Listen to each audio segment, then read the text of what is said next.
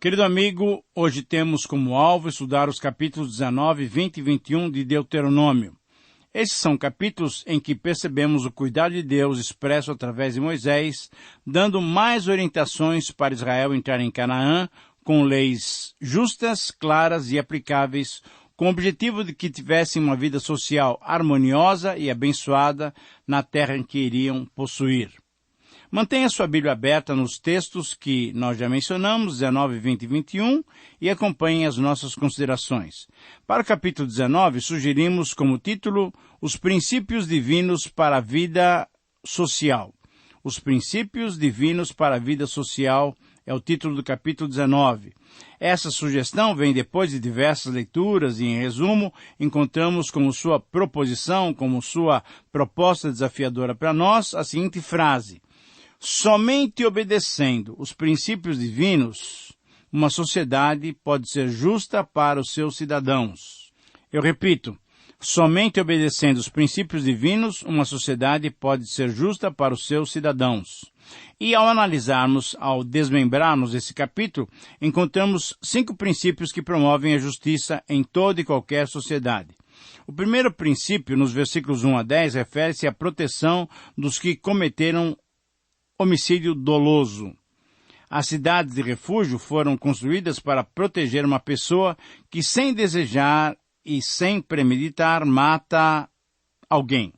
Então, para escapar da fúria dos parentes, a pessoa que fosse denunciada como culpada refugiava-se nessa cidades-refúgio, até que a justiça apurasse o caso. Se ele fosse inocentado, então estaria salvo.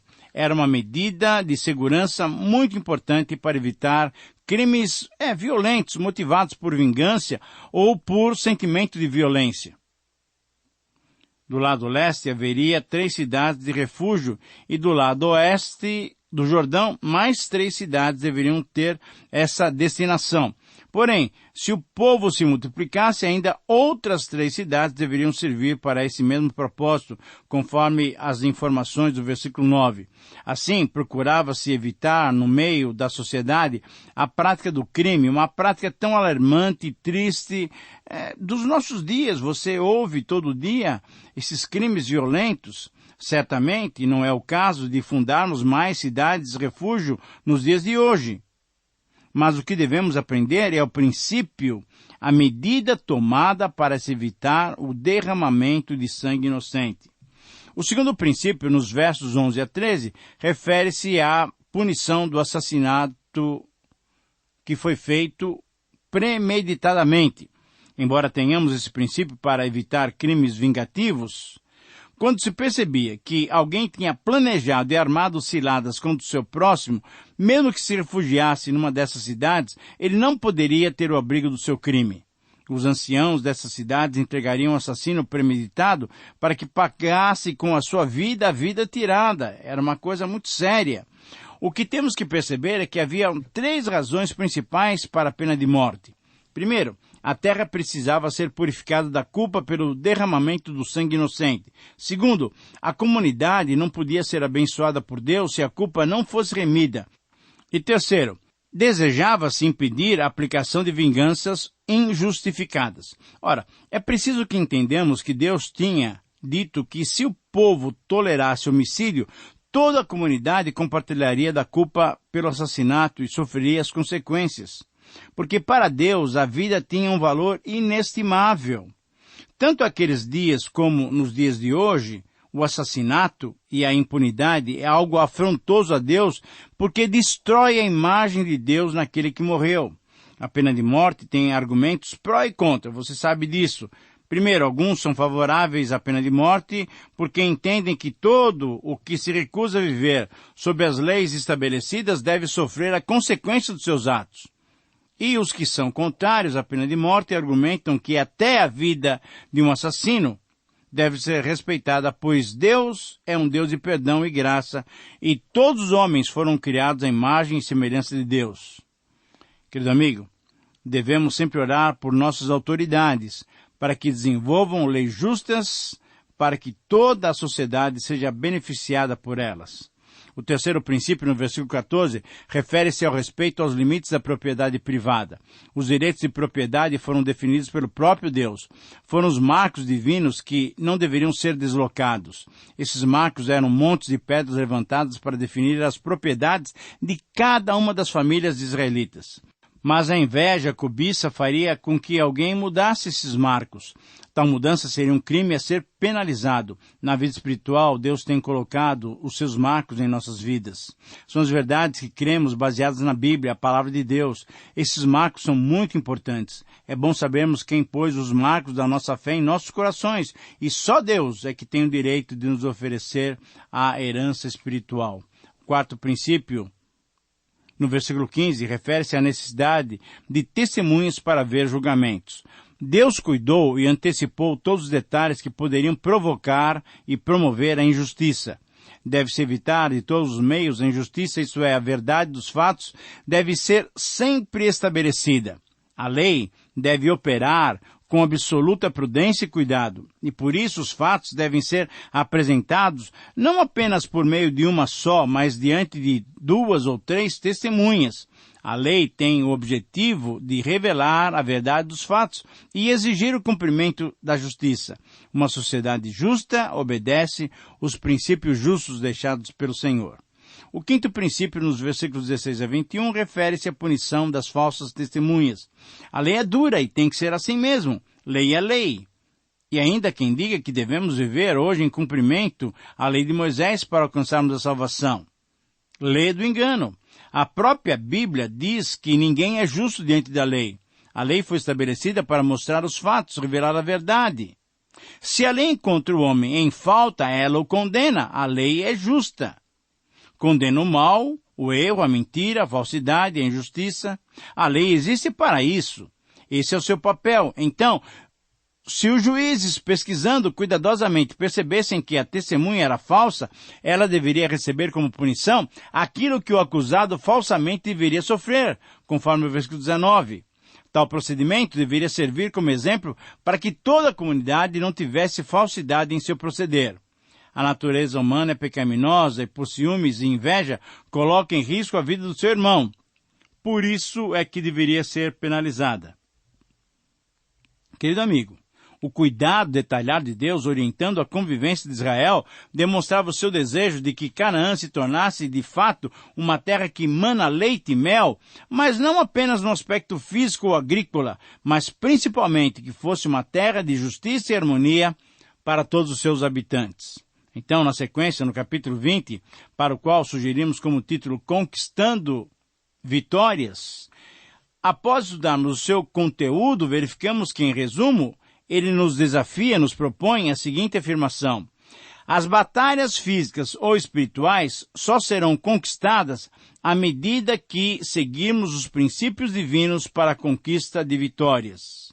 Eu repito, as batalhas físicas ou espirituais só serão conquistadas à medida que seguirmos os princípios divinos para a conquista de vitórias.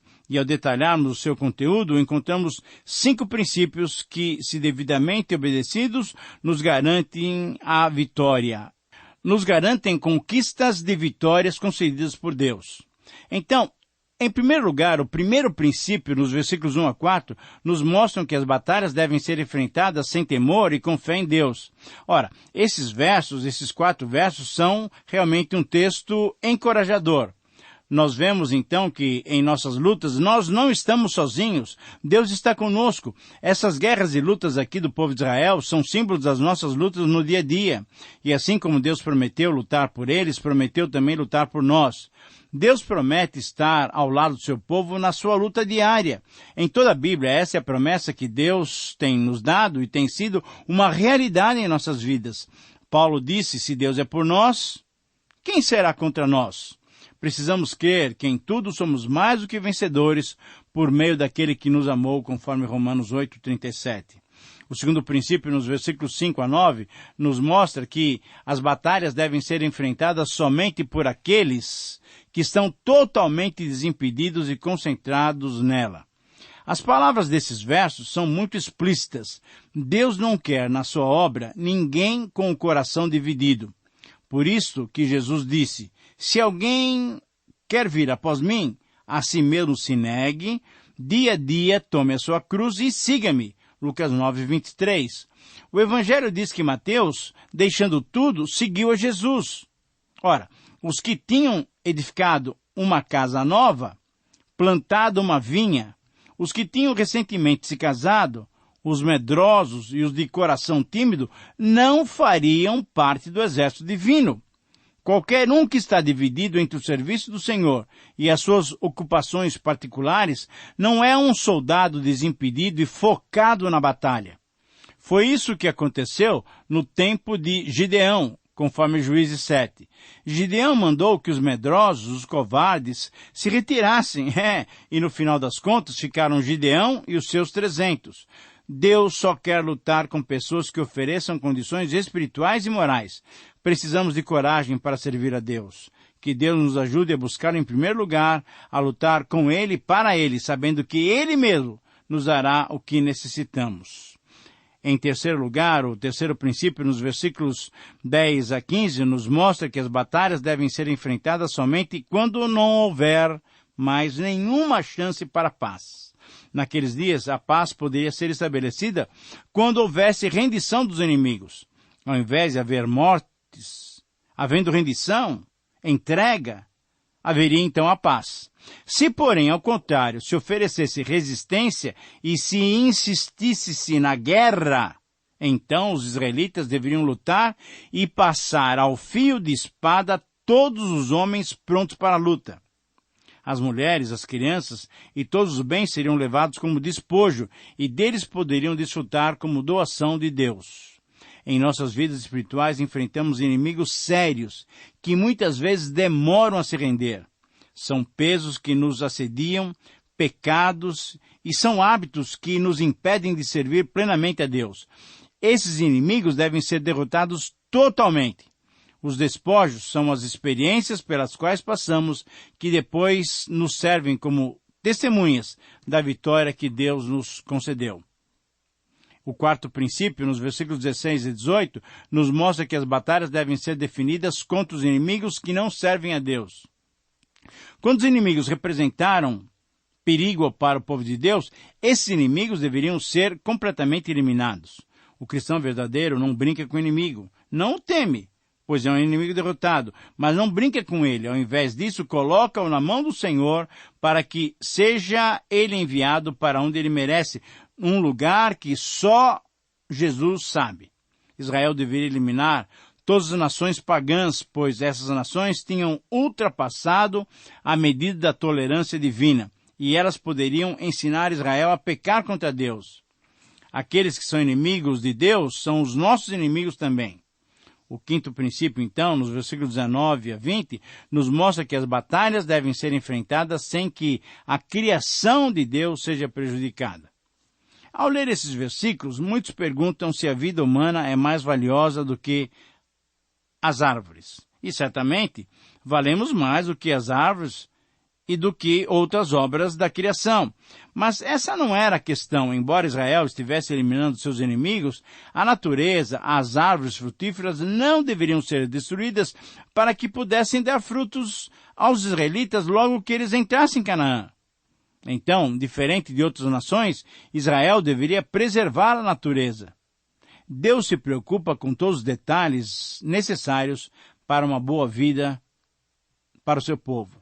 Nós, cristãos, devemos nos preocupar com a preservação da natureza. Devemos nos preocupar com a ecologia. Querido amigo, esses são princípios muito práticos e, quando seguidos corretamente, na dependência de Deus, eles nos possibilitam vitórias que Ele mesmo já preparou para nós. Que possamos, então, praticá-los para usufruir da vida abundante que Ele tem para nós.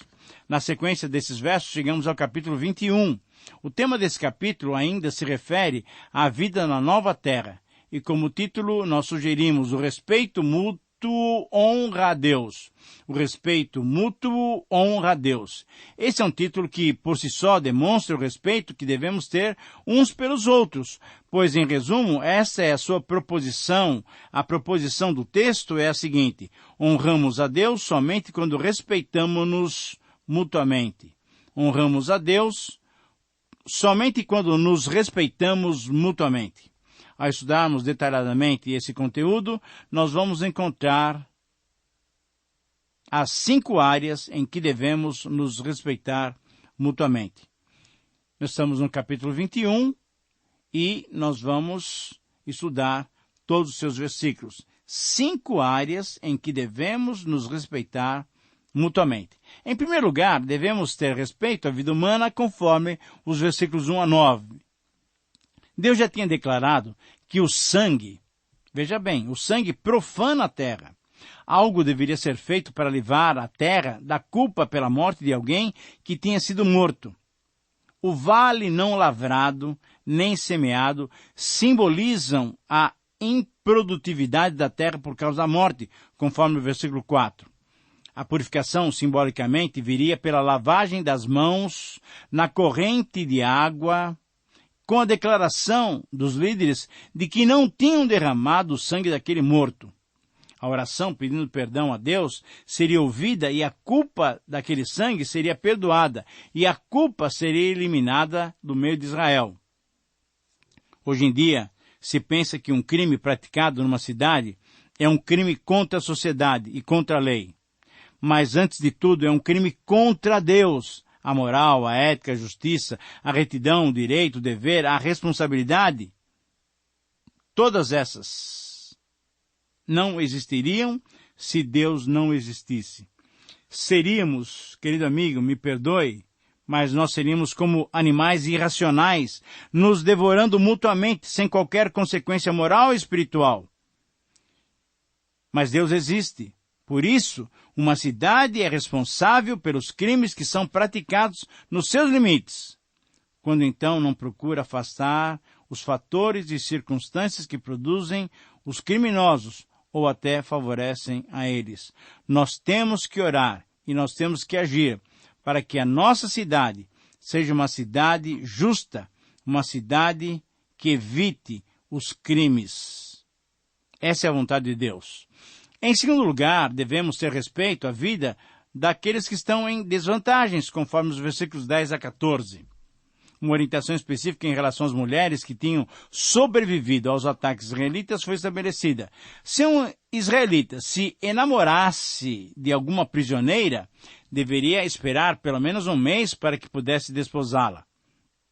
Ela, por ser estrangeira, deveria se purificar através da raspagem dos cabelos, do corte das unhas e do despojamento dos seus velhos vestidos. E assim, então, poderia-se efetuar o casamento depois de 1 mês. E mesmo se um dia viesse abandoná-la, esse israelita deveria deixá-la ir com todo respeito, sem mais humilhá-la. Em terceiro lugar, devemos ter respeito aos direitos dos herdeiros, conforme os versículos 15 a 17. Com base nesses versos, temos alguns perguntando se Deus aprova a poligamia. Ora, a resposta é objetiva, é não. Não, Deus nunca aprovou a poligamia. Deus criou um homem e uma mulher e uniu-os. Porém, é inegável que a poligamia surgiu bem cedo na história da humanidade, conforme nós lemos lá em Gênesis 4:19. Deus, em sua longanimidade, suportou-a, embora esse não fosse o seu desejo, conforme Jesus nos ensinou em Mateus 19. O padrão de Deus é a monogamia. Monogamia. Mas voltando ao texto, além do erro da poligamia, muitos pais erram também ao ter preferência por algum dos filhos em detrimento dos outros. A justiça deveria e deve ser praticada no seio da família. O direito de primogenitura do filho mais velho deveria ser respeitado, mesmo que o pai já não tivesse boas relações com a sua mãe. Essa era a lei e deveria ser respeitada. As leis divinas revelam seu caráter, e Deus é imutável. Em quarto lugar, devemos ter respeito aos nossos pais. Versículos 18 a 21 do capítulo 21. Deve-se notar a maneira da lei tratar com o filho rebelde. A morte como castigo tinha a finalidade de desencorajar a rebeldia e desobediência no meio do povo de Israel. Era algo severo e rigoroso, mas a lei é assim mesmo, lei é lei. Por isso devemos glorificar a Deus por estarmos vivendo sob a graça. No Novo Testamento, a parábola do filho pródigo é um bom exemplo de como a graça nos trata de modo diferente. Não podemos anular a graça de Deus que se manifestou salvador a todos os homens. E em quinto e último lugar, devemos ter respeito até pelos mortos, versículos 22 a 23. E no final desses versos, então, temos as orientações bem específicas sobre os mortos. O homem executado pela quebra dos mandamentos divinos era por Deus amaldiçoado. Seu corpo era pendurado no madeiro e exposto publicamente. Essa era uma demonstração da justiça de Deus. E no tempo do Novo Testamento, Jesus, por nos amar, aceitou voluntariamente se fazer maldito em nosso lugar, conforme nós lemos em Gálatas 3:13. Devemos então dar glórias a Deus, porque através dessa atitude veio a graça sobre todos nós. Querido amigo, uma sociedade bem estabelecida e seguindo os princípios de Deus, certamente será uma sociedade que trata bem os seus cidadãos, tornando suas vidas harmoniosas e bem-sucedidas.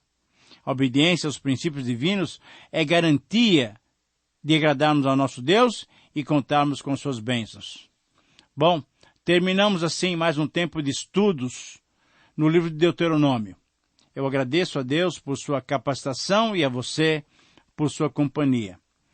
Com certeza, eu fico aguardando a sua correspondência, através de uma carta, através do e-mail ou através de um recado no Orkut. Por falar em Orkut, você pode perceber que temos agora uma comunidade do Através da Bíblia lá no Orkut. Dê o seu recado, escreva para nós e nós entraremos em contato com você. Lembre-se também do nosso livro de Gênesis, já lançado.